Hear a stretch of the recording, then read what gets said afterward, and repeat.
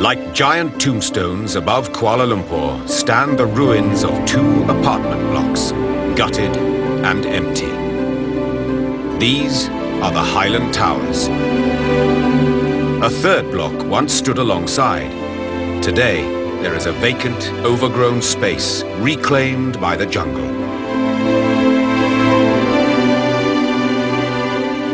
"17 years ago, that long-vanished block collapsed in the catastrophic blink of an eye. I saw it coming down in slow motion, very slow motion, and then the whole building fell. After that, there was complete silence, deafening silence. The collapse of Highland Towers killed 48 people. This is the story of that tragedy.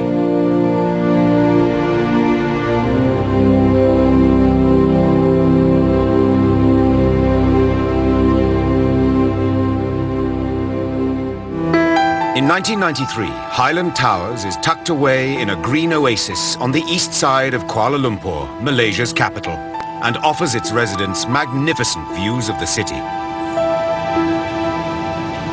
It was a lovely place to live. It was cooling, breezy, very quiet. Basically, we had a vertical compound. I had lived there for 14 years, and I had good friends among the residents.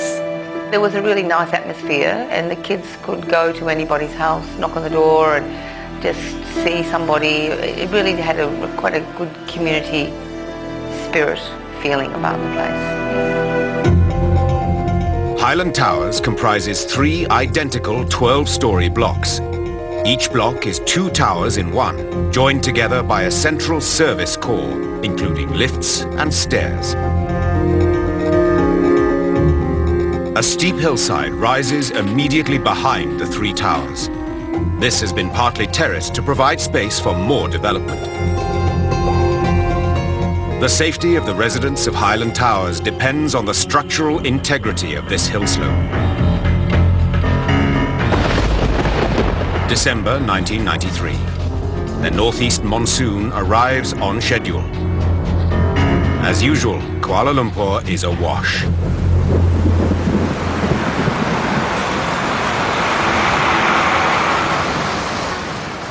It was raining a lot. Every day for almost 2 weeks. Heavy rainfall is normal that time of the year, but this was exceptional. In the early morning of December the 11th, there is a light drizzle. But the day soon begins to clear. It's a welcome reprieve. But out of sight, just beneath the steep slope behind the towers, something is happening that will bring tragedy and shatter lives. Teenager Sasha Bashir is attending a dance class on the other side of the city. Just before I left the house in the morning, I looked back over my shoulder, and I remember thinking, just having this strange, feeling that, I wasn't really going to see it like this again. It was a typical Saturday in Malaysia, and many residents had gone to work for the morning. Inside Block 1, a number of families went about their weekend chores. Just after lunch, their world changed forever. There was this awful noise, and I didn't know what it was, but it was really horrible. Loud, deafening.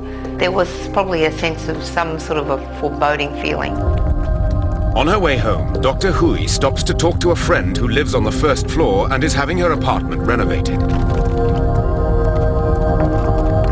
I also heard some sort of rumbling sound. And I asked her, "Are your workers grinding the floor?" On the 4th floor of the neighboring Block 2, Bruce Mitchell, an American on holiday, has just come back from Christmas shopping. He is enjoying a beer on his balcony. He has an excellent view of Block 1. Suddenly, I heard a loud rumbling noise. I thought that someone was throwing cans down the garbage dispenser. Then the noise just kept going on. Bruce has the presence of mind to grab a camera. He could see the retaining wall behind Block 1 disintegrating. I saw movement on the hill of what looked like something underneath the grass. It was rippling, and then everything was kind of pouring out of that big hole in the retaining wall. Inside her third-floor apartment, Sasha Bashir's mother, Annette, realizes that something is terribly wrong. The second daughter was at home, Sabrina. So then I called to her and just said, come. And she's a really obedient sort of person. And so she didn't sort of say why or anything, she just came. And we ran down the stairs like 2 and 3 steps at a time, like jumping down the stairs. My heart felt like it was pounding in my mouth. On the ground floor, Dr. Hui makes a decision that saves her life. Big stones were coming towards us from the back staircase. I sensed there was some danger. I said, we'd better run out. Just like that. On the 4th floor, Carlos Musa is in the shower. His wife Rosina senses extreme danger. She has a baby, Marisa. My sister said to Lita, the maid, take Marisa out as soon as possible. As she walked down the staircase, the building walls were beginning to crack, and by the time she reached the ground level, chasms were building up in the ground, and she had to jump, and she fell about 3 times before she finally got to safety. We ran for about 200 meters maybe. I looked back and I couldn't believe my eyes. I could see the building starting to quiver. I remember saying to my daughter, we've made it this far, I don't want to get killed by a piece of flying concrete. Bruce Mitchell is still snapping away from Block 2. I was stunned because the building started to move. It was just gliding.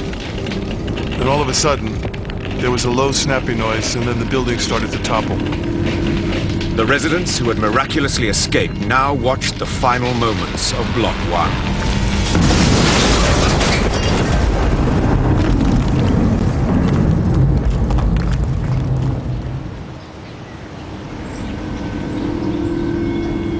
As it hit the ground, this big cloud of dust suddenly just took over the place, took over everything, and nobody could see anything. The echoes from the sound of the building falling, they went on for a few seconds, and then after that was just silence. Something that you see in the movies, not in real life. Disbelief. How can this happen? This is Malaysia. We're not in an earthquake zone. Zarif Effendi was playing in Block 2, but his siblings were in Block 1. I was just going around like a crazy person trying to find my brother or sister, trying to ask people, have you seen my brother and sister? Have you seen my brother or sister? It has taken just 5 minutes for Highland Towers Block 1 to collapse like a house of concrete cards. 12 floors of apartments lie smashed and broken. 50 family homes have been obliterated. An unknown number of people are trapped inside the mass of twisted wreckage.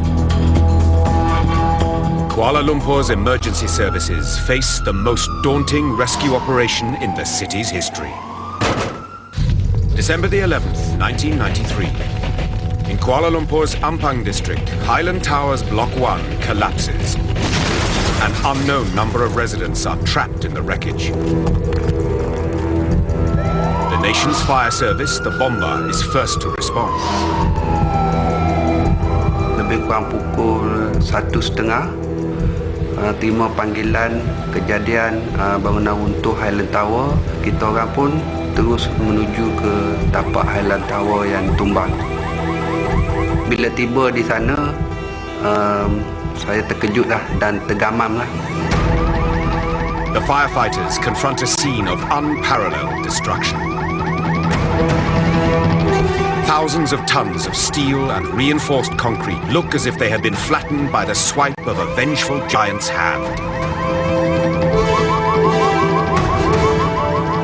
From the ruins comes a shrill symphony of car alarms. For the bomber team, the collapse of an entire apartment block is the biggest challenge they have ever faced. When the first bomber guys came along, for like a few seconds, they just looked at the building and I guess they had no idea what to do. I mean, they've probably never seen this before. The bomber team have good reason to proceed with care. The disaster site is potentially a death trap. Saya dengan kawan-kawan saya rasa perlu membuat sesuatu untuk menyelamatkan mangsa. Jadi kita buat pencarian rambang di sekeliling bangunan. Tapi kita takut dia nak masuk bangunan sebab bangunan tu unstable.